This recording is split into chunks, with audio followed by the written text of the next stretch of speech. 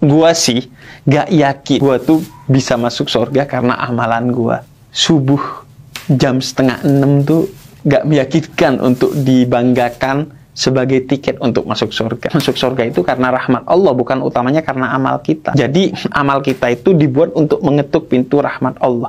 Dan gimana mau ngetuk pintu rahmat Allah? Puasa masih marah-marah, zakat masih di-storyin, sholat pikirannya masih traveling kemana-mana, haji masih foto-foto, kemudian di-share di media sosial, nyerempet-nyerempet ria. Maka pintu kita untuk masuk surga yang bisa kita andalkan adalah syafaat atau belas kasih dari Nabi Muhammad, sebagaimana diriwayatkan oleh hadis dari Imam Bukhari dan Imam Muslim. Nanti kelak di akhirat, semua orang itu nafsi-nafsi, sendiri-sendiri, termasuk semua nabi kecuali Nabi Muhammad.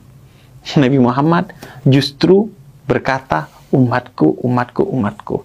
Sehingga dalam riwayat tersebut dijelaskan, semua umat pergi ke nabinya, tapi nabinya bilang, gue gak bisa nolongin lu sekarang. Pergi ke Nabi Muhammad. Dan semua nabi bersama para umatnya pergi ke Nabi Muhammad untuk mendapatkan syafaat Nabi Muhammad.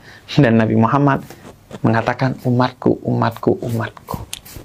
Karena itu, ketika kita di dunia, yang harus ada di pikiran dan hati kita, termasuk lisan kita, nabiku, nabiku, nabiku. Agar kelak di akhirat kita kedetek tuh sama radar syafaatnya Nabi Muhammad. Oh, ini umatku, karena ketika di dunia dia mencari aku, dan ketika di akhirat aku menemukannya.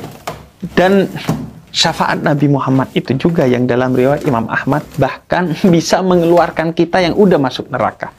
Bukan hanya ketika dihisab, dihitung, syafaat Nabi Muhammad menyelamatkan kita dari api neraka. Tapi sebagian yang tidak terselamatkan dan masuk ke neraka jahanam, Nabi menariknya kembali dengan bersujud kepada Allah, ya Allah, tolong umatku yang di neraka jahanam itu. Dan kemudian mereka dikeluarkan karena syafaat dari Nabi Muhammad. Orang-orang yang amal buruknya ini lebih banyak dari amal baiknya, dan dia punya amal-amal maksiat yang menyebabkan dia masuk neraka jahanam, itu bisa dikeluarkan kembali karena syafaatnya Nabi Muhammad.